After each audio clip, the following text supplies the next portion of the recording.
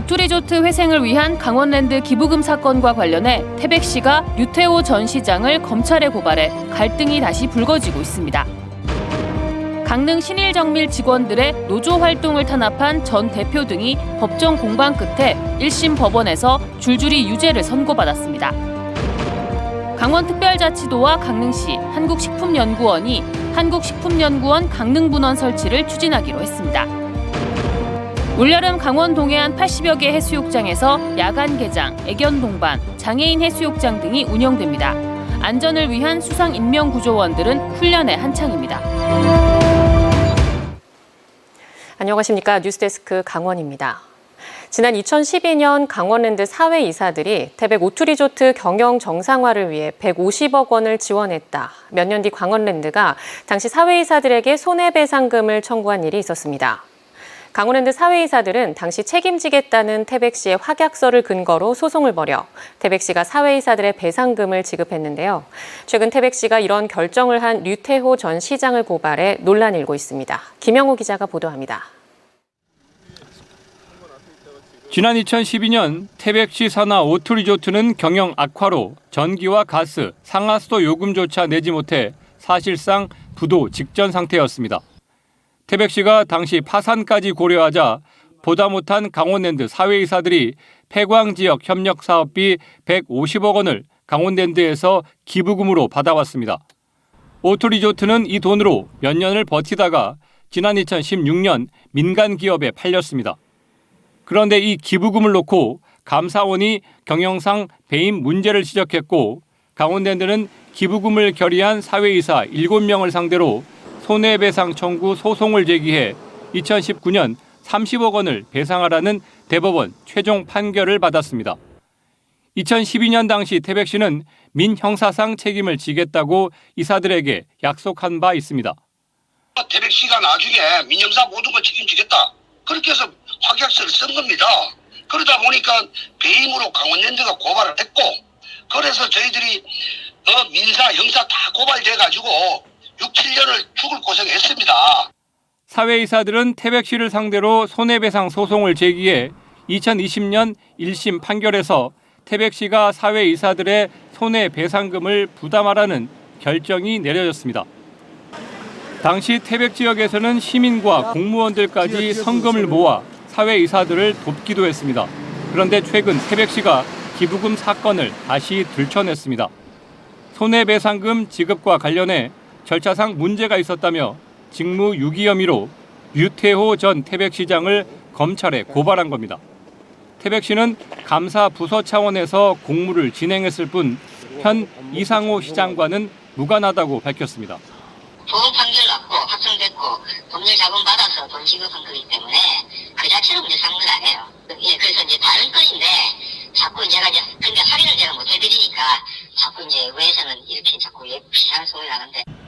하지만 사회이사들은 오투리조트 회생 노력의 역사를 정치적 싸움으로 몰고 가는 건 아니냐며 강한 불쾌감을 나타냈습니다. 법률적으로 문제가 있다 하더라도 덮어줘야 될 거를 이거를 고발한다는 것은 시장 자격이 없는 거죠. 검찰도 지난해 상반기 이 건과 관련해 태백시를 배임 등의 혐의로 수사하기도 했는데 아직 결론은 나지 않았습니다. 폐광 지역 공기업을 살리려 했던 기부금 지원 사건의 아픔이 또다시 지역 내 갈등으로 번지지 않을까 우려됩니다. MBC 뉴스 김영호입니다. 강릉의 향토기업 신일정밀 전 경영진의 노조 탄압이 있었다는 법원의 판단이 나왔습니다. 1심 법원은 2명의 전 대표이사들에게 집행유예를, 다른 경영진에게는 벌금형을 선고했습니다. 이준호 기자가 취재했습니다. 신일정밀 부당노동행위 엄중 처벌하라. 신일정밀의 노사 갈등이 시작된 건 지난 2020년 7월입니다. 노동조합이 소속을 바꿔 민주노총 금속노조의 산하주의에 들어가자 사측은 이런 소속 변경이 불법이라며 노조를 압박하기 시작했습니다. 노조 업무에만 종사하는 전임자 선임을 놓고도 갈등을 빚었습니다. 회사는 폐업을 예고했고 노조는 위장 폐업이라며 파업으로 맞섰습니다. 양측은 노동조합 활동 방해 여부를 놓고 3년간의 법적 공방을 벌인 끝에 1심 법원이 전 경영진의 유죄를 선고했습니다. 법원은 신의정 및 노조 파업 당시 회사 경영진에게 집행유예와 벌금형을 선고했습니다. 여기에 회사 전 대표이사 2명에게는 공장의 안전관리 불실 혐의로 산업안전보건법도 위반했다고 밝혔습니다. 민 전 대표는 징역 1년 6개월에 집행유예 3년, 최 전 대표는 징역 1년에 집행유예 2년을 선고받았습니다. 또 다른 경영진에게는 1,000만 원의 벌금형이 내려졌습니다. 이에 대해 전 경영진 측은 항소 의사가 없고 따로 입장도 없다고 밝혔습니다. 대표님 혹시 항소하실 계획이 있으신가요? 항소 안 하실 겁니까? 네. 법원은 전 경영진 행위가 노동조합 및 노동관계조정법 위반이라고 못 박았습니다. 파업에 동참하지 않은 직원들에게 장려금을 지급해 부당노동 행위를 했고 파업 참여자를 대체할 직원 8명을 채용해 쟁의 행위에 관한 사항을 위반했다고 판시했습니다. 또 노동조합 활동을 위축시킬 목적으로 회사 안팎의 노조를 비난하는 공고문을 배포하고 심지어 위장으로 폐업까지 예고했다는 겁니다. 신일정 및 노조는 이들의 형량이 기대에 한참 못 미치지만 뒤늦게나마 진실이 밝혀졌다며 법원의 판결을 반겼습니다. 노동자가 현장을 박차고 나왔을 때는 그만큼의 부당한 대우를 받았기 때문에 3년을 기다렸습니다. 또 신일정 및 사태가 노조활동 보장에 대해 사회적 경종을 울리는 계기가 되길 바란다고 덧붙였습니다.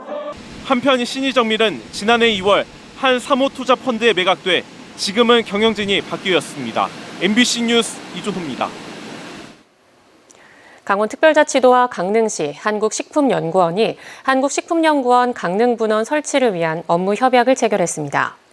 한국식품연구원은 전북 완주에 본원을 두고 있는 국내 유일의 식품 분야 정부 출연 연구기관으로 지역 조직을 설치하려면 2년 이상 시범 사업을 수행한 뒤 전문기관의 타당성 평가를 받아야 합니다. 이에 따라 강원특별자치도와 강릉시는 2025년까지 다양한 시범 사업을 지원한 뒤 2026년 12월 한국식품연구원 강릉 분원을 설치해 천연물 바이오 산업단지와 연계한 새로운 과학 생태계 선도 도시로 발돋움한다는 계획입니다. 7월 1일 강릉 경포해수욕장을 시작으로 동해안 86개 해수욕장이 잇따라 개장하는 가운데 다양한 특화 해수욕장이 운영됩니다. 강릉 경포해수욕장에서는 7월 21일부터 8월 6일까지 17일 동안 밤 9시까지 야간 입수가 가능합니다. 또 강릉 안목과 남항진 해수욕장에는 애견 동반 해수욕장이, 동해 망산과 삼척 해수욕장에는 어린이 물놀이장이, 양양 방진 해수욕장에는 장애인 해수욕장 등이 마련됩니다. 특히 방문객이 많은 강릉 경포와 속초 해수욕장에서는 개장 전 방사능 검사를 진행해 결과를 발표할 계획입니다. 다음 달 1일 강릉 경포해수욕장을 시작으로 동해안 해수욕장들이 피서객을 맞습니다. 올해는 특히 피서객들이 많이 몰릴 것으로 예상되면서 안전사고 예방이 무엇보다 중요해지고 있는데 수상인명 구조대원들은 해수욕장 개장을 앞두고 열심히 훈련을 하고 있습니다. 김인성 기자입니다. 물속에 일렬로 늘어선 젊은 청년들이 물에 빠진 사람을 구조하는 상황을 가정하고 25m 레인을 헤엄칩니다. 사흘간의 실내 훈련을 통해 물속에서 인명을 구조하는 가상 상황을 접한 인명구조대원들. 119 소방대원들로부터 자동 심장박동기를 활용한 심폐소생술을 배웁니다. 준비운동을 마친 이들은 드디어 바다에 뛰어들어 실전 훈련을 진행합니다. 실내 수영장보다 길이를 2배가량 늘려 인명을 구조한 것을 가정하고 한 팔로 헤엄쳐 50m 부표를 돌아오는 훈련이 이어졌습니다. 실제 해수욕장에 쳐놓는 안전선과 비슷한 거리에서 물에 빠진 사람을 구조해 물 밖으로 헤엄쳐 나옵니다. 지켜보는 대원들의 눈빛이 진지합니다. 7월 1일 강릉 경포해수욕장을 시작으로 여름 해수욕장에 배치될 때까지 열심히 훈련해 올해 단 한 명의 인명사고도 없도록 하겠다는 각오입니다. 저희는 여름 바다 때마다 바다를 지키고 있는 수상인명 구조단이기 때문에 올해에도 무사고로 안전하게 바다를 지키겠습니다. 강릉시는 올여름 해수욕장에 많은 피서객이 찾을 것으로 보고 여러 가지 안전 대책을 마련했습니다. 혹시라도 발생할 수 있는 순환 사고에 대해서 저희가 준비를 하고 있고요. 개장 기간 중에는 저희가 수석안전 요원, 그리고 인명 구조 장비, 인명 구조 드론, 그리고 이안류 감시 시스템을 통해서 코로나19 완전 해제 이후 처음 문을 여는 여름 해수욕장. 열흘 뒤부터 찾아올 수많은 피서객들의 안전을 지키기 위해 수상인명구조대원들이 굵은 땀방울을 흘리고 있습니다. MBC 뉴스 김인성입니다. 우리 사회는 이미 고령 사회와 초고령 사회 그 중간에 와 있는데요. 가장 시급한 문제 중 하나가 의료 서비스입니다. 의료 관련 혁신도시 공공기관들이 공동 세미나를 열고 통합 돌봄 강화와 비대면 진료 확대를 대안으로 제시했습니다. 이병성 기자입니다. 초고령 사회, 65세 이상 인구가 전체 인구의 20%를 넘었을 때 붙는 이름입니다. 강원도는 이미 지난 2020년에 20%를 넘었고 지난달 기준 23.3%입니다. 시군별로도 원주 17.3%, 춘천 19.9%로 초고령 지역을 면했을 뿐 나머지는 모두 20%를 훌쩍 넘었고 가장 높은 횡성군은 무려 33.6%입니다. 이미 마주하고 있는 초고령 사회의 가장 큰 장벽 가운데 하나는 앞으로 의료 서비스를 어떻게 해나갈 것인가 하는 문제입니다. 원주 혁신도시 보건의료 4개 기관이 함께 연 공공의료 연합 세미나에서 제기된 초고령 사회 의료 서비스 현안은 바로 자원 배분입니다. 늘어나는 노인 인구에 맞춰 의료 서비스 체계 개편은 피할 수 없지만 결국 한정된 자원이기 때문에 어떻게 배분할지의 문제가 나올 수밖에 없는 겁니다. 당장 요양병원에 입원 치료가 필요한 환자보다 가벼운 노환에도 장기 입원을 하는 환자가 더 많다는 문제가 제기됐습니다. 전문가들은 요양병원이 늘어나는 숫자에는 한계가 있는데 현 제도로는 수요를 감당할 수 없다고 보고 있습니다. 이렇게 불필요한 입원이 있는 환자들을 시설로 보낼 수 있는 그런 제도적인 틀을 만들고 그런 유인들을 만들어내는데 의료 서비스 공급 관리를 위해서는 결국 지역사회에서 통합 돌봄을 수행하는 커뮤니티 케어가 반드시 필요하다는 게 공통된 목소리입니다. 노인이 구체적인 병명을 받기 전까지는 자기 집에서 살 수 있도록 재가 서비스를 대대적으로 확충해야 한다는 겁니다. 아무리 시설에 입원 비나 이런 돌봄 관련 비용이 적게 든다 하더라도 집에 계시는 것보다는 비용 부담이 훨씬 많기 때문에 노인분들이 집에 계실 수 있게 이런 시스템을 마련해 놓는 게 코로나19 기간 동안 한시적으로 시행된 비대면 진료를 늘려야 한다는 주장도 제기됐습니다. 고령층은 만성질환자가 많다 보니 약만 받기 위해 진료를 받는 일도 많은데 병원까지 거리가 있어 시내버스 안에서 하루를 보내는 일도 흔하기 때문입니다. 이동 불편 때문에 입원을 선택하는 환자가 늘면 그만큼 의료 자원이 부족해질 가능성도 커집니다. 진료를 위해 병원 방문 시 발생하는 시간적, 경제적 비용과 간호사의 코디네이트를 통한 지속적인 평소 건강생활습관 관리 서비스를 통해 환자가 스스로 자가 관리 능력 향상으로 이미 와버린 초고령 사회라는 미래, 시작돼 버렸고 또 앞으로 가속화될 위기에 이제는 대책을 내놓아야 하는 시점이 됐습니다. MBC 뉴스 이병선입니다. 아내를 살해한 뒤 교통사고로 숨진 것처럼 위장한 혐의를 받는 육군 부사관이 구속 상태로 재판에 넘겨졌습니다. 육군 검찰단은 육군 모 부대 소속 40대 원사에 대해 살인과 사체 손괴 혐의로 구속 기소했다고 밝혔습니다. 해당 원사는 지난 3월 동해시 북평동의 한 옹벽을 들이받았는데 군 당국은 살해를 숨길 목적으로 위장 교통 사망 사고를 냈다고 보고 수사를 이어갔습니다. 현재 해당 원사는 혐의를 부인하고 있는 것으로 알려졌습니다. 강원특별자치도가 18개 시군을 돌면서 강원특별법 특례와 앞으로의 발전 전략에 대해 설명하는 찾아가는 강원특별자치도 도민설명회를 개최합니다. 강원특별자치도는 오늘 춘천을 시작으로 7월 17일까지 설명회를 열며 영동 지역의 경우 다음 달 3일 양양, 4일 동해와 삼척, 5일 속초와 고성, 7일엔 강릉에서 개최할 예정입니다.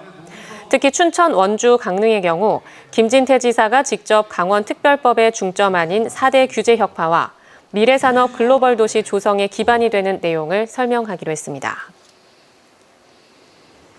태백시 동점산업단지에 반도체 소재 기업이 입주합니다. 태백시는 최근 투자유치위원회를 열고 대구 지역의 반도체 소재 기업이 240억 원을 들여 동점산업단지에 공장을 설립해 실리콘과 탄소로 구성된 새로운 반도체 소재인 실리콘 카바이드를 생산하는 내용의 투자 유치 계획을 의결했습니다. 태백시 동점산업단지에는 입주기업 16곳 가운데 5개 기업이 공장을 새로 짓고 53명의 직원을 고용하고 있으며 올해 말까지 5개 기업이 순차적으로 착공할 예정입니다. 지난달 분신에 숨진 민주노총 건설노조 간부 양회동 씨의 발인이 오늘 50일 만에 엄수됐습니다. 유가족과 건설노조, 시민사회 관계자들은 서울대 장례식장에서 발인식을 치렀고 오후에는 광화문에서 연결식을 열었습니다. 건설노조 강원지부 3지대장이었던 양 씨는 노동절인 지난달 1일 영장 실질 심사를 앞두고 춘천지법 강릉지원 앞에서 분신해 치료를 받다 숨졌습니다. 7월 3일 개막하는 2023 강릉 세계 합창대회에 현재 전쟁으로 어려움에 처한 우크라이나의 보그닉 소녀 합창단 40여 명이 참가해 평화와 희망의 메시지를 전합니다. 이번 보그닉 합창단 내한은 우크라이나 지원 공동대책위원회의 협조로 성사돼 3일 개막식을 시작으로 5일 강릉 아트센터 축하 콘서트, 6일 경포해변 야외 공연장 우정 콘서트, 13일 강릉 아레나 폐막식까지 연이어 무대를 장식합니다. 동일한 종의 다른 개체를 먹는 신종 선모충이 국내에서 처음 발견됐습니다. 환경부 국립낙동강 생물자원관에 따르면 동족을 잡아먹는 선모충인 텐메메나 폴리모르파가 지난해 4월 강릉시 남대천에서 채집됐습니다. 강원뉴스 마칩니다. 시청해주신 여러분 고맙습니다.